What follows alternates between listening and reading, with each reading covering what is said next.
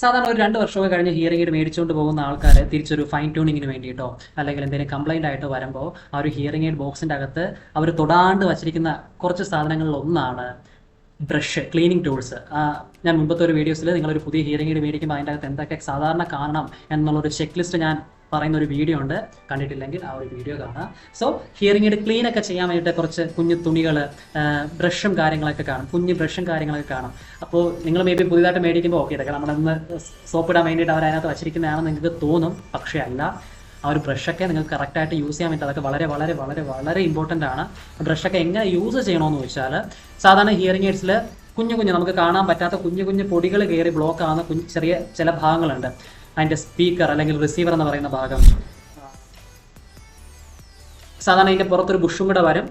ബുഷും കഴിഞ്ഞിട്ടാണ് ഇങ്ങനെ ഒരു ഭാഗം, ഇതാണ് റിസീവർ. ഇവിടെ കുഞ്ഞു പൊടികൾ കയറി ഇരിക്കുകയാണെങ്കിൽ ശബ്ദം നമുക്ക് കേൾക്കാൻ പറ്റില്ല. ഓൾസോ ഹിയറിംഗിൻ്റെ പുറകിലായിട്ട് ഇവിടെ മൈക്ക് കാണാം.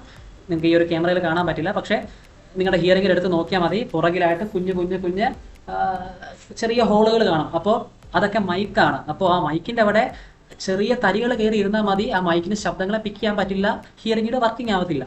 ഓക്കെ, സോ ആ ഒരു ഭാഗങ്ങളെല്ലാം നിങ്ങൾക്ക് ഈ സാധാരണ ഒരു തുണി വെച്ച് തുടയ്ക്കുകയാണെങ്കിൽ ചിലപ്പോൾ ആ തരികൾ വീണ്ടും അതിൻ്റെ അകത്തോട്ട് കയറി പോകത്തേ ഉള്ളൂ. സോ അവിടെയാണ് ഈ ഒരു ബ്രഷിൻ്റെ ആവശ്യം നമുക്ക് വേണ്ടി വരുന്നത്. ഈ ഒരു ബ്രഷ് വെച്ചിട്ട് പതുക്കെ ബ്രഷ് ചെയ്ത് കളയാന്നുള്ളതാണ്. ബ്രഷ് ചെയ്ത് കളയുമ്പോൾ, ബ്രഷ് യൂസ് ചെയ്യുമ്പോൾ ആ കുഞ്ഞു തരികൾ വീണ്ടും അതിൻ്റെ അകത്തോട്ട് കയറി പോകത്തില്ല, അവിടെ നിന്ന് മാറി വെളിയിലോട്ട് പോകത്തേ ഉള്ളൂ. സോ അതിന് വേണ്ടിയിട്ടാണ് ഇങ്ങനത്തെ ബ്രഷ് തന്നിരിക്കുന്നത്. അപ്പോൾ ഹിയറിംഗിൻ്റെ മൈക്രോഫോൺ നിങ്ങൾ ഹിയറിംഗ് എടുത്തിട്ട് പുറകിൽ കാണുമ്പോൾ കുഞ്ഞു ചെറിയ ഹോളുകൾ കാണും. അപ്പോൾ അവിടെയൊക്കെ ഈ ഒരു ബ്രഷ് വെച്ചിട്ട് വേണം തുടയ്ക്കാൻ വേണ്ടിയിട്ട്. ഇതെല്ലാവരും ചെയ്യുക, വളരെ ഇമ്പോർട്ടൻ്റ് ആണ്.